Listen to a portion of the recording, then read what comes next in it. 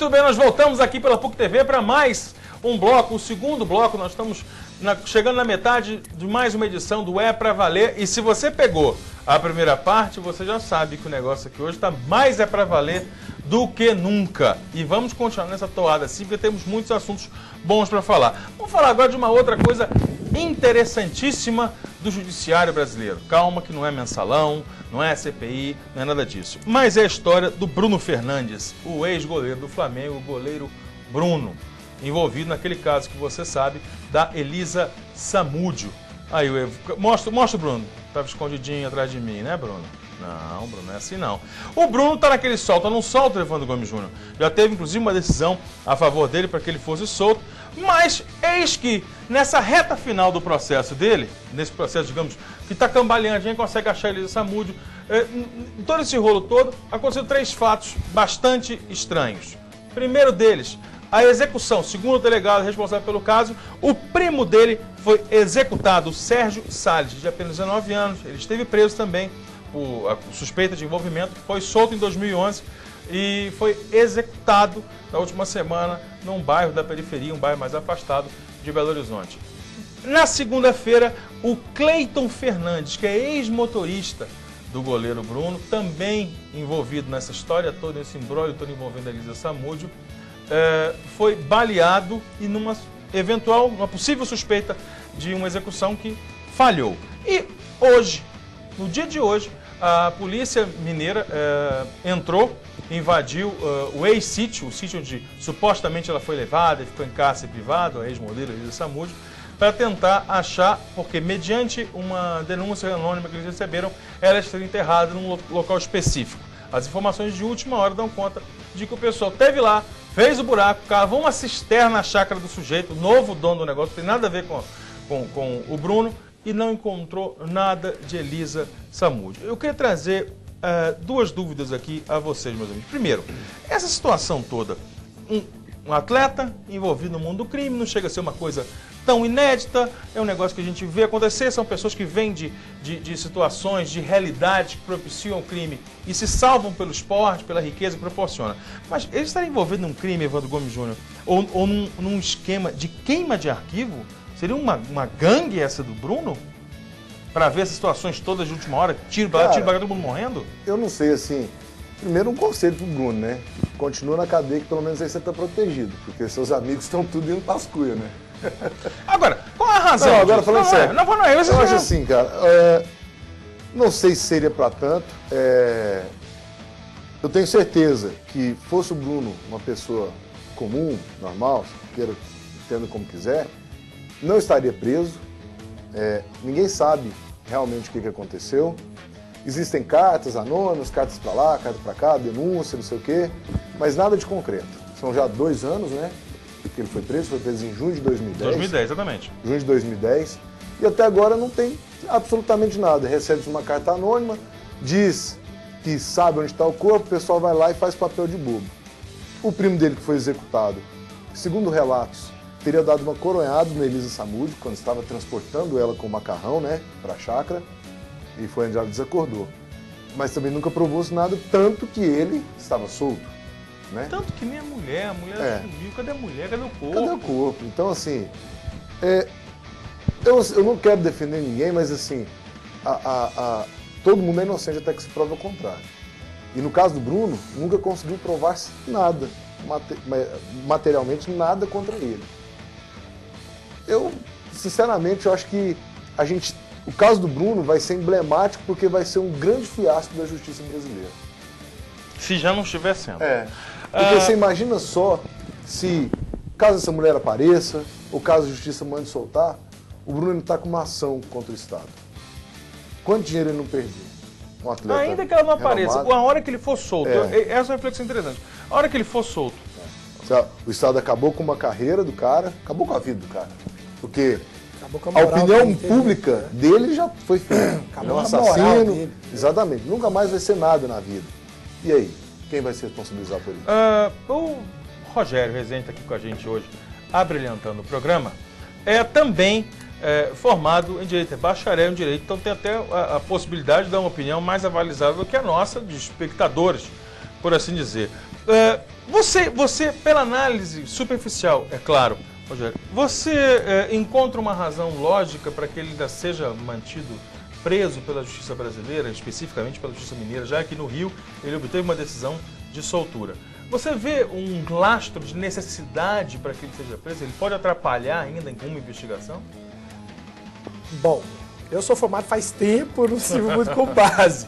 Mas assim, pelo que a gente tem visto, todo crime, etc., a questão é a materialidade do crime. Bom, então o corpo não tem o corpo. Ela foi morta como? Arma. Cadê a arma? Não tem arma, certo? Bom, se ele for solto, ele pode matar quem? Já está morto, né? A principal testemunha que foi morta. Então, quer dizer, eu acho que, até, como bem disse o Evandro, o ônus da prova cabe a quem alega. A justiça não conseguiu provar até o momento que o cara é culpado. O cara tem que ser, infelizmente, ou felizmente, a gente não sabe, mas ele tem que ser solto. Legalmente falando, acho que os advogados eles são muito fracos para não conseguir liberar o cara, porque o cara já tinha que estar solto há muito tempo. Essa é a minha opinião. Até como eu não tenho propriedade suficiente, eu me formei faz tempo, acabei não tirando o AB, mas enfim. Pelo que a gente vê, eu acho que ele deveria estar solto. Não está solto até o momento, já deve ter outras questões dentro do processo, mas eu acho que ele devia estar solto há muito tempo. Doutor Rildo, como espectador agora, que observa há tantos anos, acompanha, não sei se em qual profundidade, mas acompanha essa história. O Bruno lhe parece, há uma estrutura, digamos, de um poder tão grande, tão organizado, para que de repente as principais testemunhas contra ele no processo sejam executadas? Então, para mim esse caso, assim, eu acho um caso bastante complicado, porque é um caso que envolve a opinião pública de um grande jogador, né, de um grande time. Então, é um caso que a gente que está por fora, a gente não sabe os fatos reais, o que se foi apurado e o que se foi demonstrado. Às vezes o que se é apurado nem é demonstrado. Então, como a imprensa ela não tem realmente a verdade dos fatos, então a gente não tem como dar uma opinião, né? Olha, eu só quero falar uma coisa também. Assim, foi uma fatalidade, mas tudo na vida tem piada. Felizmente a gente não sabe se ela está viva ou morta, esperamos que ela esteja viva. Mas a única certeza que ela foi enterrada foi no último filme que ela fez. Aí ela foi enterrada e foi. Ela não faz isso, ela é um modelo de grande sucesso. Não, né? mas o senhor não sabe do filme dela? Rapaz, não. Que sujeito desse ele não conhece? Você não sabe? Sim, então ela foi pra lá, cara. Sabe? Assim, vou tirar uma dúvida aqui com o Rio de uma outra coisa. Uma coisa que a gente sempre ouve falar, quem está em casa tem certeza que essa dúvida minha, que pode aparentar uma ignorância, certo é? Com certeza. Mas tem, obrigado. Sem dúvida. Mas tem muita gente que tem essa mesma dúvida ignorante que a minha. A gente ouve muito dizer quando o sujeito de repente sofre um acidente muito grave, tem um corpo carbonizado, uma situação realmente diferenciada de uma morte, né, mais eventual, faz o tal do exame da arcada dentária. Isso. Como é que acontece esse procedimento? Assim, você pega um arquivo, o cara tem que ter passado pelo menos uma vez por um dentista e o dentista tem que ter esse arquivo dele? Isso. Geralmente todos os profissionais têm um arquivo de cada paciente que ele atende. Então, vamos supor, o paciente esteve no meu consultório, por exemplo, e após isso teve algum problema, algum acidente, e o que a gente tem para fazer a análise seria a arcada dentária, por exemplo. Então, a gente, através de raio-x, a gente vai avaliar se naquele dente tem aquele tipo de restauração, por exemplo, né? Ou se a ausência de algum dente juntamente com a documentação do paciente, ou fotos, ou modelos de gesso, ou raio-x. Né? Mas no caso é por especificidade, quer dizer, naquele dente ele tem uma fratura que possivelmente só ele vai ter. Quer dizer. Geralmente isso. Não só uma delas, mas um conjunto de especificações, que aquela boca é daquele paciente. Mas, e o dente não estraga? Não, o dente numa situação, digamos, o sujeito vai ser carbonizado, tem uma coisa terrível desse aí, como não, o dente, para ser tido como não utilizado nesse caso, o paciente teria que desaparecer. Então, tendo dentes e a arcada é simples, é tranquilo. Outra coisa que a gente começou a falar brincando no programa, mas também, eu tenho certeza, dúvida de muita gente. Eu lembro, há bastante tempo, não lembro onde, agora a fonte, de que havia um tratamento, não sei se é laser, alguma coisa, de que havia o tal do motorzinho, quer dizer, a máquina, né? Que não faz o... Não faz. Existe isso? Então, existem alguns tratamentos que a gente não usa o motorzinho, mas são tratamentos mais simples, em que as restaurações são mais simples e as cáries são mais simples também, menores, com menos infiltrações, por exemplo. Existe o laser e existe também o ultrassom. O ultrassom a gente passa e tira somente aquelas pequenas cáries. E o laser também, não para lesões profundas. Existe esse consenso entre vocês profissionais de odontologia de que realmente essa brincadeira que a gente faz, de que o motorzinho é o que causa o pânico? Porque muitas vezes o cara entra, é anestesiado, passa pelo procedimento, não sente dor nenhuma, mas ele sai com aquela impressão de que ele está entrando na forca. Eu morro de medo. Você quer um exemplo? Sou eu. Antes de responder, vamos fazer a enquete. Você, medo? Vixe. Medo. Nossa Senhora. Vixe. Medo. Medo. Nossa Medo. Senhora. Medo, acabou medo. Eu tenho. Mas tem isso? Tem sim. Isso também vem dos pais, né? Às vezes, antigamente, o tratamento era mais traumático. Hoje a gente... Agressivo, né? Hoje os motores são menos barulhentos, as anestesias são melhores, né? Existe uma pré-anestesia, que é um anestésico tópico, para o paciente não sentir nem a picadinha, né? Entendeu? A agulha. Então, assim, o tratamento vem ao longo do tempo melhorando e o paciente aceitando mais. Mesmo porque também desde criança a mãe já leva a criancinha, né, ao tratamento, já vai conhecendo o consultório, vai tendo mais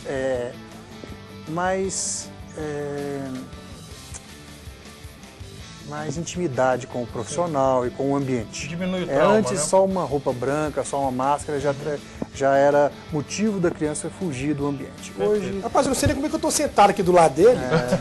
Tendo trauma, né? Agora, você quer falar em trauma familiar? Vou contar para você uma história traumática sobre relações familiares e tem a ver com esse cara que está bem aqui atrás de mim, ó. O guitarrista americano Saul Hudson, conhecido mundialmente como Slash. Você não há de ver que o Slash, ex-Guns N' Roses, numa entrevista na Austrália ontem, a uma rádio australiana, ele conta que flagrou algumas vezes a sua mãe nua com o Slash aí. Ele e um koala. Vou contar daqui a pouco a história do Slash um pouquinho. Nua com o David Bowie. David Bowie, todo mundo sabe, o cantor, compositor, astro inglês do rock. Ele deu essa entrevista e falou que ele viu a mãe dele, sempre via eles juntos em muitas situações nos anos 70, mas de algumas vezes ele flagrou os dois nus. Ele tinha apenas 8 anos de idade e na época que ele tinha 8 anos de idade, Evandro Gomes Jr., o David Bowie era Ziggy Stardust e ele era desse jeito que você está enxergando. Uma coisa curiosa, por que ela andava com o David Bowie? Porque ela fazia essas roupas. Mostra um pouquinho mais. Mostra um pouquinho. Ela fazia o design e cuidava do figurino das roupas do David Bowie num período dos anos 70. Então começou uma relação profissional como figurinista dele e depois evoluiu para uma situação que ele disse ser amorosa. Eu de antemão falo uma coisa para os senhores que vão comentar sobre isso se quiserem. Mas eu, se fosse o Slash, não teria vergonha da minha mãe ter transado com o David Bowie. Mas eu teria muita vergonha em ela ter vestido ele daquele jeito, também. Porque vai ser cafona assim, Você já falou na minha frente. Ah, não. Tem como aguentar isso? Não tem como aguentar. A vergonha tá aí, não tá, Rogério? A outra sorte dele também é que não era o Michael Jackson, né? Porque se fosse o Michael, meu filho, sai correndo, menino, sai, vazado. Você falou que é pra valer. A hora que flagrou, aqui a gente se fosse a hora que flagrou, corre, sai correndo. Corre, deixa eu ser que eu aguento outro aqui, velho, sai daqui. É outra época, outra idade, tudo bem, mas sei lá, não sei mais ou menos a idade deles. Mas brincadeira. Ele tinha 8 anos de idade.